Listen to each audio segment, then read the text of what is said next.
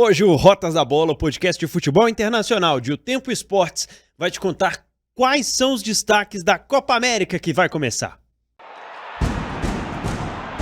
Tudo sobre futebol internacional. Rotas da Bola. Fala aí, seja bem-vindo, seja bem-vinda. Tá no ar o Rotas da Bola, episódio número 135. O que nos reserva a Copa América, que vai acontecer nos Estados Unidos entre o fim deste mês de junho e o mês de julho. Eu sou Pedro Abílio, o Rotas da Bola é o podcast e videocast de futebol internacional de O Tempo Esportes. E como sempre aqui na bancada comigo, o editor do Tempo Esportes, Frederico Jota. Tudo bom, Fred? Tudo bom, Pedro. Preparando para mais uma competição. Não vou ter horário para parar, né? Talvez nem de dormir, né? O problema é a hipotermia. Lembra que eu falei aqui da hipotermia uma vez? Fizemos um episódio sobre a Libertadores. Falei, pô, assisti um jogo da Champions League, do mata-mata à tarde, um jogo da fase de grupos da Libertadores à noite. Quase que são duas temperaturas extremas, opostas. Exatamente. Você tocou num assunto que a gente vai falar, né? A Copa América empolga tanto quanto a Euro? Não. Nem de perto, né? Por quê, né? Aí que nós vamos conversar. Eis a questão, eis a grande questão. Bom, já falei, né, que é uma edição especial da Copa América, que celebra o centenário de uma das mais antigas competições, né, do futebol das seleções. E vem aí, aliás, centenário foi nos Estados Unidos. Nos Estados Unidos, que foi, do nada, inventaram uma Copa América lá fora de época.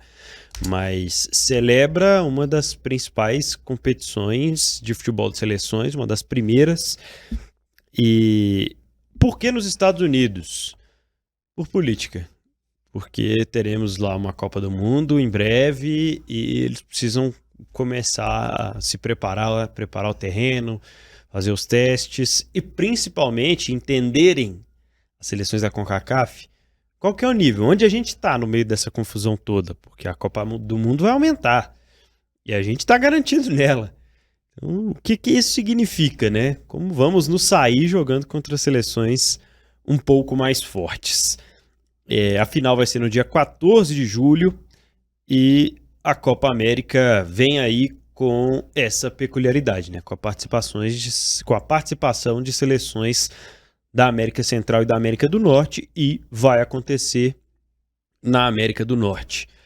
Fred... A partir de 20 de junho, lembrando, quinta-feira, e com final no Hard Rock Stadium. Eu gosto de um outro tipo de Hard Rock, mas a gente vai discutir isso num outro tipo de podcast também. Aliás, com vários estádios do futebol americano adaptados, né? Vários estádios, como acontece na Major League Soccer também, mas aquela velha sensação, né, de que desde os anos 90 os Estados Unidos estão tentando popularizar o futebol jogado com os pés. Seguem tentando. Já continuaram vários legados de Copa do Mundo, de sediarem, né, uma Copa do Mundo, depois de terem seleções razoavelmente fortes, de revelarem alguns jogadores que fizeram certo sucesso até um patamar que nunca foi o principal das estrelas do futebol mundial, nunca teve uma seleção forte no masculino, como tem no feminino.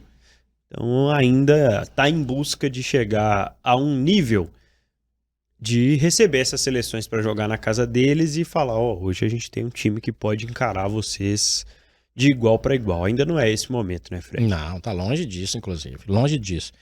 Eu acho que tem um pacote que envolve essa Copa América.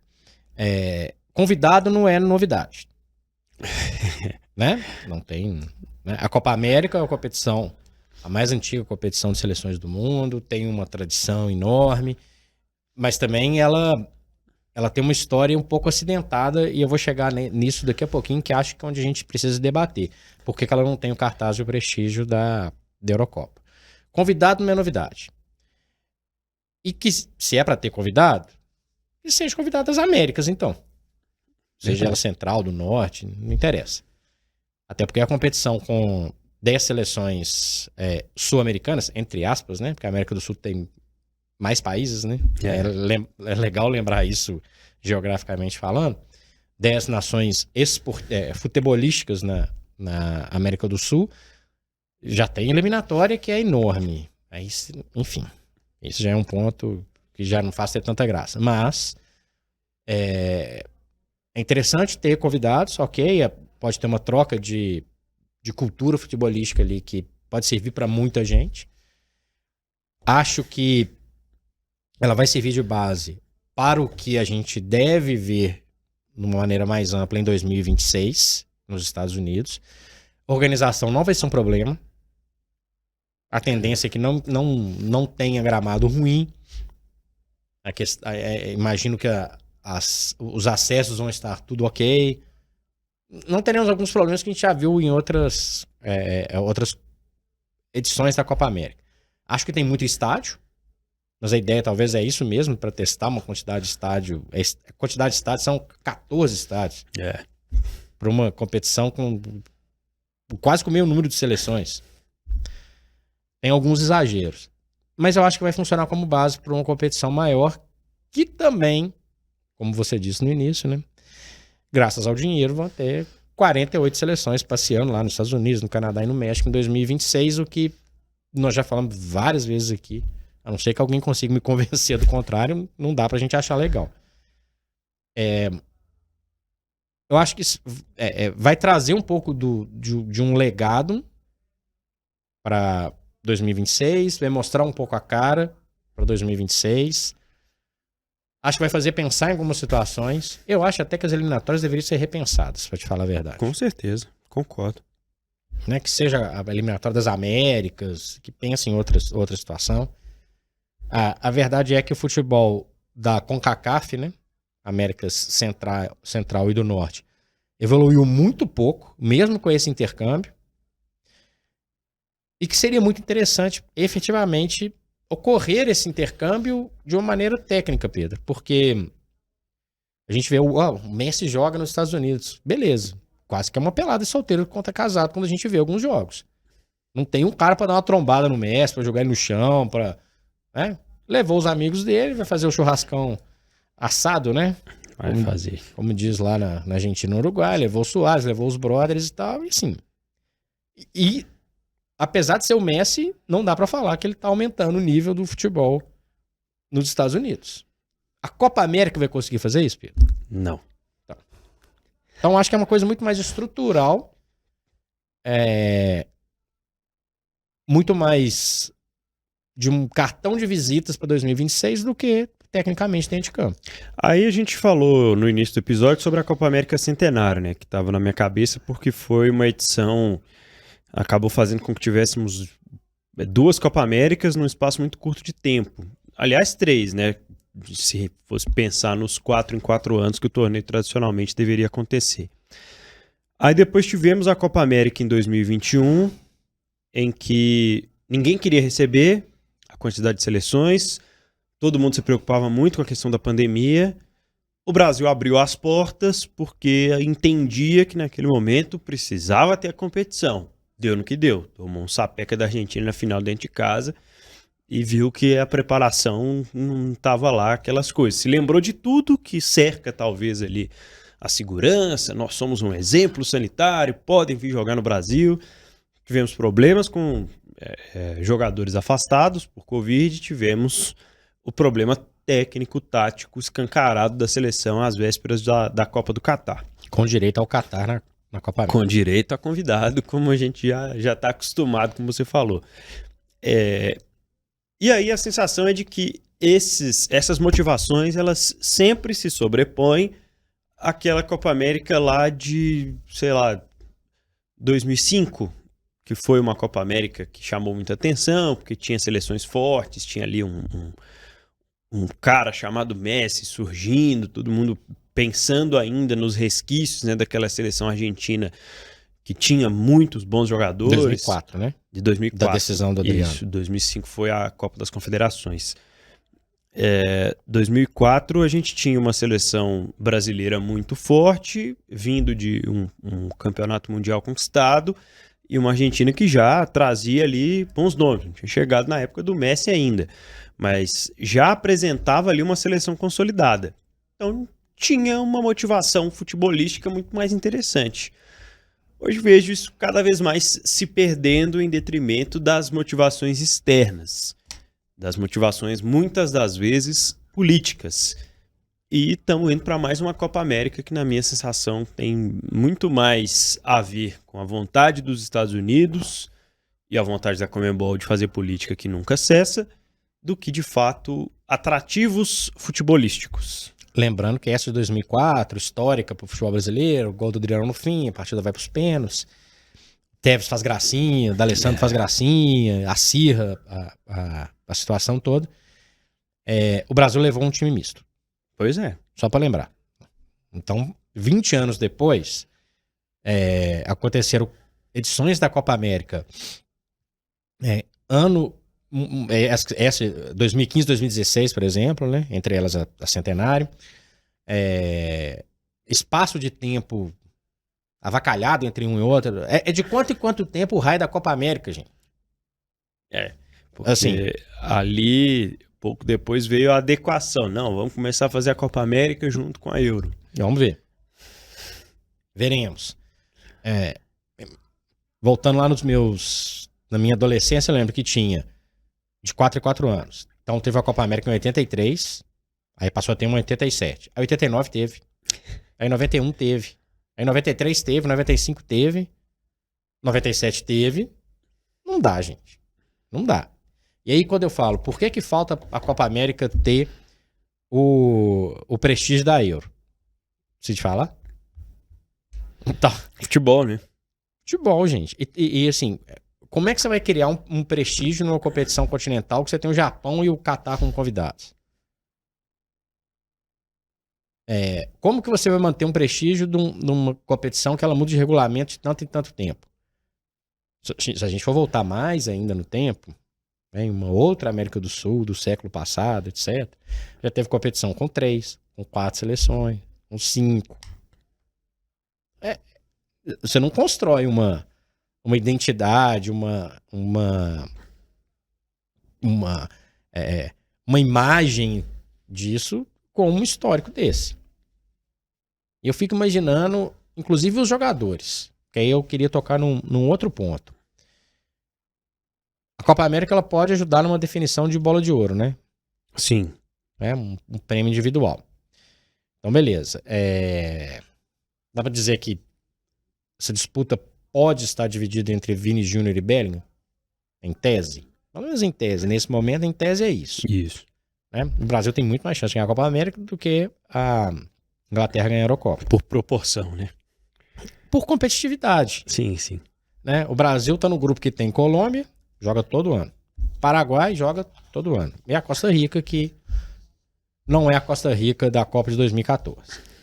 Né? A Argentina, que não tem um candidato tão forte a ser bola de ouro, tá no grupo dela com o Peru, joga todo ano. Com o Chile, joga todo ano. E com o Canadá, que tá longe de ser uma potência. É muito difícil comparar. O Bellingham vai estar exposto. Até com as seleções menores, elas são mais interessantes. Vai jogar com a Sérvia. Quantos jogadores sérvios estão em grandes ligas europeias? Qual que é o nível de competitividade? Portugal, que voou nas eliminatórias da Euro, vai pegar seleções bem melhores, inclusive. O nível de desafio é muito maior. E quando o nível de desafio é muito maior, o interesse do jogador também é diferente. Então, nós vamos considerar a Copa América como um fator decisivo para a bola de ouro? Tá. Uma hipotética final Brasil-Argentina. Também não seria lá uma coisa fora do normal. O Vini pode fazer 5 gols de repente no jogo. Aí beleza. Tô usando a Inglaterra só pelo Bellingham, porque vale para a França do Mbappé. Companhia limitada. Então uma seleção lá pega Portugal, França, Alemanha, Itália, Bélgica, Holanda. Hoje não dá para comparar. Para a Copa América ter um mínimo de prestígio, será que... Porque aqui vai ter gente moldando seus horários aí para acompanhar a Eurocopa, né? Claro. Será que a turma lá vai acordar? Alguns jogos do Brasil na primeira fase são das 22 horas. Vai ter algum louco lá na madrugada, talvez vendo, né, com todo o respeito, Jamaica e Venezuela? Não vai, gente. Não vai. Tem pelada na Europa? Tem pelada na Europa também. Tem jogo ruim? Tem jogo ruim. Mas é um patamar um pouquinho pra cima. Então, acho que ou essa bola de ouro já tá definida a favor do Vini Júnior, porque se for contar com a Copa América, ela não pode entrar no pacote. Você concorda? Ela pode ajudar a decidir, mas ela não pode ser tão decisiva assim. Tão decisiva, né? Eu falei no episódio que a gente debateu um pouco essa questão sobre os melhores, né, do futebol na temporada europeia, que tá basicamente definida. Então, acho que tá desenhada pro Vini ganhar. Se não acontecer nada fora da curva em nenhuma das duas competições, a vitória não precisa se justificar por uma competição continental das seleções. Então, vamos esquecer que teve, porque não aconteceu nada demais para nenhum desses três personagens principais, Vinícius, Bellingham e Mbappé. Mas, se for para contar alguma coisa, o peso na Eurocopa está muito maior em relação ao da Copa América nesse sentido. Vamos falar um pouquinho tecnicamente aqui sobre as seleções. Você citou o grupo A de Argentina, Peru, Chile e Canadá. Seleção canadense que, beleza, colocou aí um ou dois jogadores no cenário de uma prateleira maior nos últimos anos no futebol europeu. Mas ainda está engatinhando, né, para entrar nessa força. Eu vejo seleções de Peru e Chile em momentos diferentes, apesar da seleção um pouco mais envelhecida, a seleção chilena, claro, tem muito mais força, né, muito mais repertório do que a seleção peruana, e acredito que vai ficar aqui, de repente, num tiroteio das três, com um favoritismo para o Chile para se classificar na segunda posição do grupo, Fred. Se a gente tivesse gravando esse Rotas da Bola em 2012, o Chile seria o mesmo, só que com o pessoal mais jovem. Basicamente. Né? Então, nós estamos em 2024 e estamos falando de uma seleção que tem personagens que já tiveram uma qualidade técnica maior. Física, incomparável. Então, o Chile, Aqui, vou te falar um negócio. Pro Chile fazer uma grande lambança e nem se classificar nesse grupo...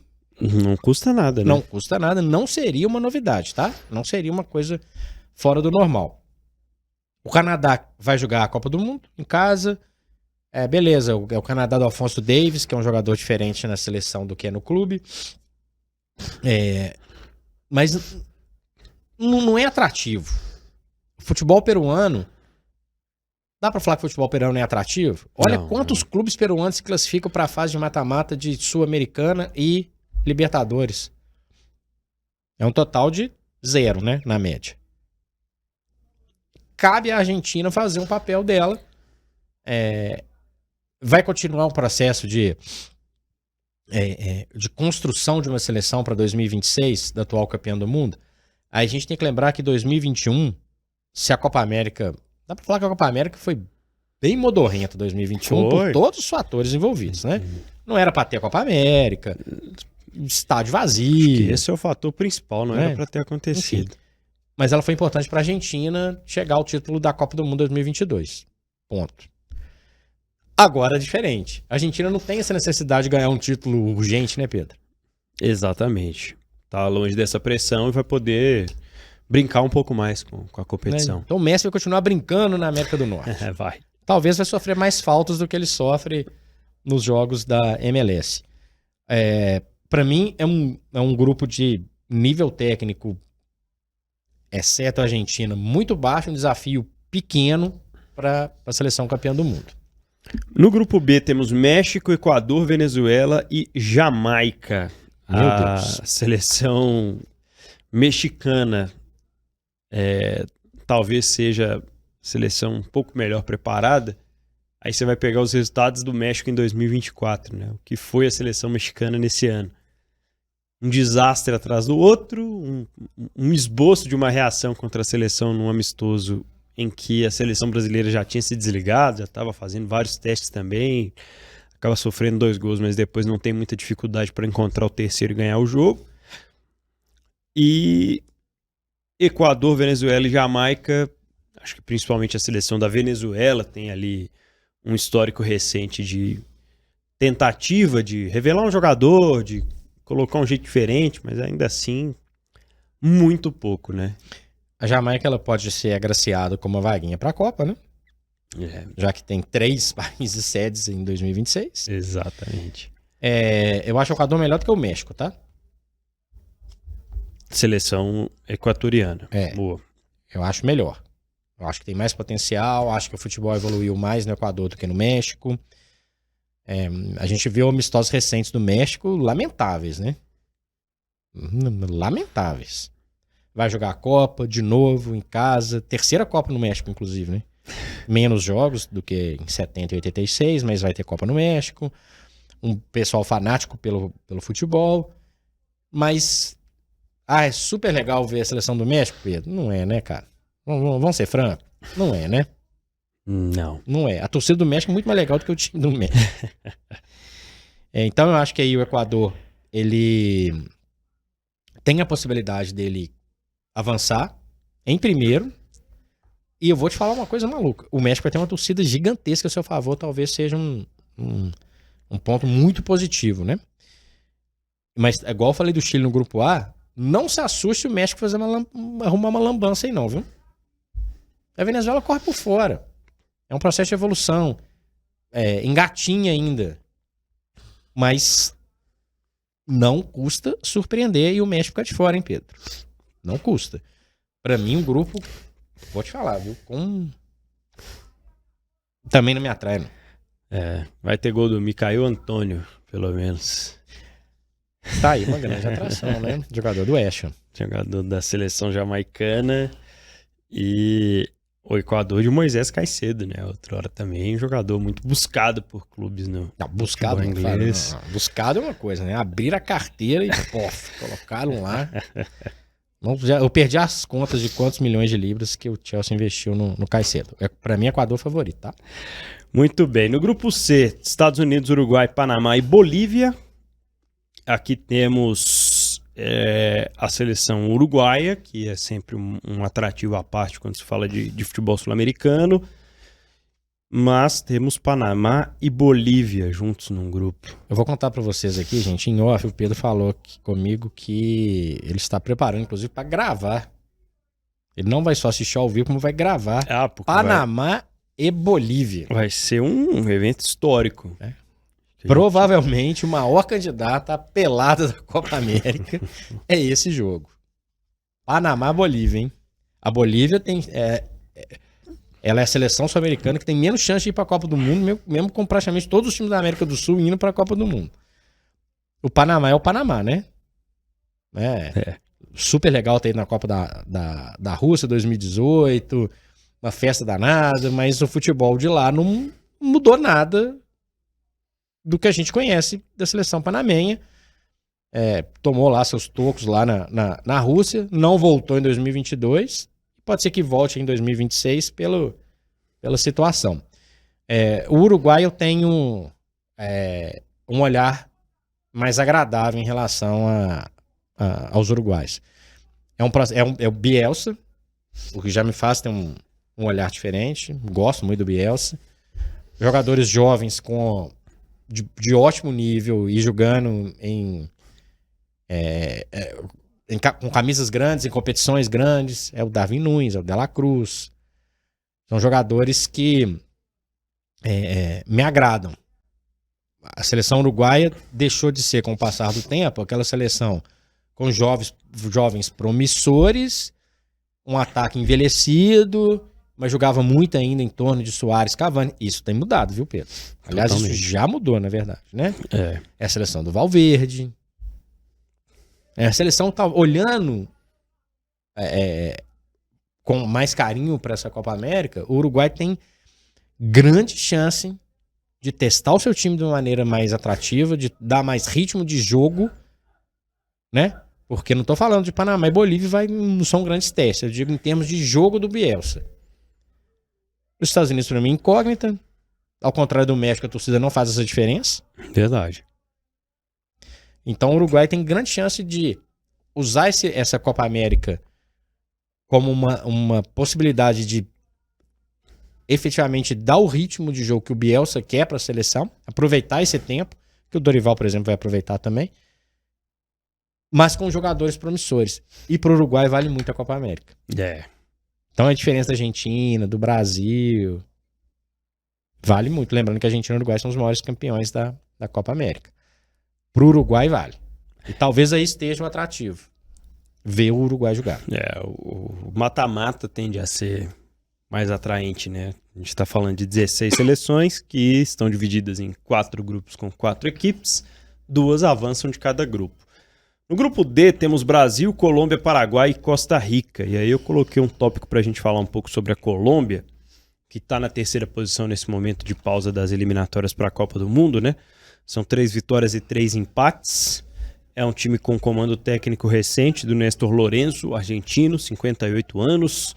Foi zagueiro, já chegou a trabalhar como auxiliar na própria seleção da Colômbia, mas nunca teve um trabalho como treinador, assim, longe, em nenhum lugar. Ficou fora da última Copa do Mundo, o que fez com que a equipe precisasse passar por uma grande reformulação. São mais de 20 jogos que não perde. Esse ano já ganhou da Espanha, já teve aquele amistoso já teve o jogo das eliminatórias contra o Brasil que ganhou também. Eu vejo a seleção colombiana, que recentemente chamou atenção pela goleada nos Estados Unidos, não sei nem por que as pessoas ficaram falando tanto sobre isso, mas beleza. Mas uma seleção cheia de alternativas, Fred. É isso que você falou do Uruguai, a seleção da Colômbia também me parece ter hoje. E vale muito a Copa América para a Colômbia também. Vale, né? E aí uma coisa interessante. Quando a gente coloca...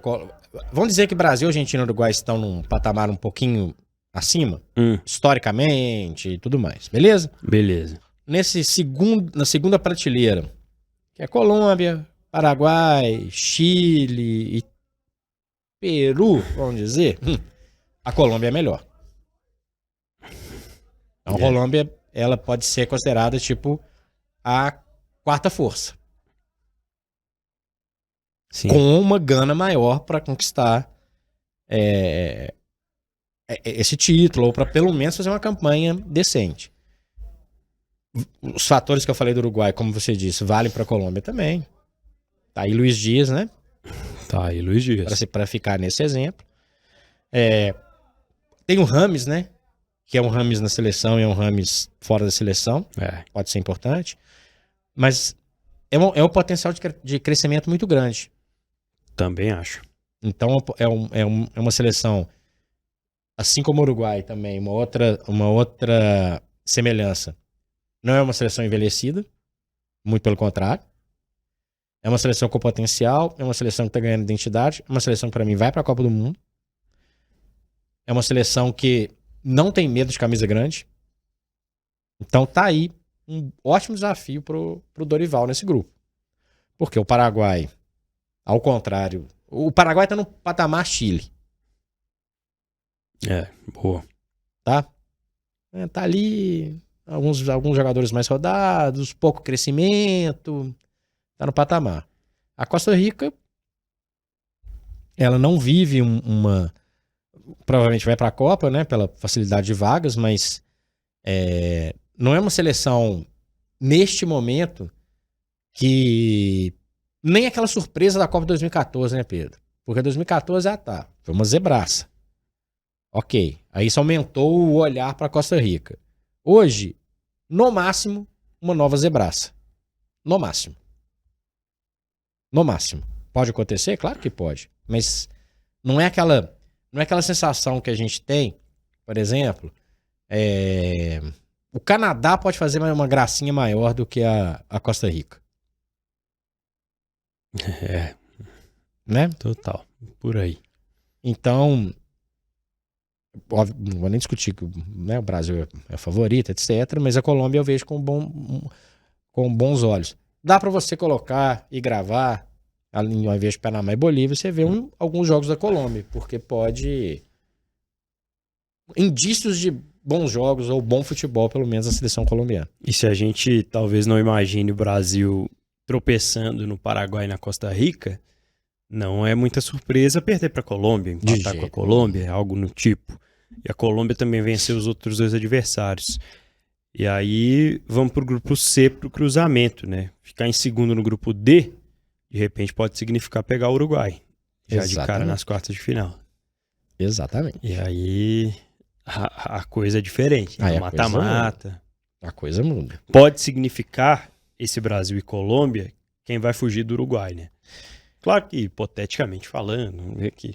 Ô Pedro, esse desenho de Argentina no grupo A e Brasil no grupo D é motivado por alguma coisa? Não, imagina. Não, então, só queria saber. Imagina. Só queria saber. Só queria saber. Tem muito a ver. Acho que a seleção brasileira não precisa temer nada, né? Acho que temos hoje um trabalho que está começando, cheio de desconfiança, mas tem um grupo de qualidade inquestionável. Acho que o tipo de jogadores que a seleção brasileira tem hoje, ele está muito acima dos seus colegas ali de Copa América, da maioria deles. Vejo, como você falou, né, Brasil e Argentina ali num patamar técnico diferente, mas isso não ganha jogo sozinho. A seleção brasileira também tinha time para avançar mais, de repente, na Copa de 2018, em 2022, e não aconteceu. Então, muita calma nessa hora.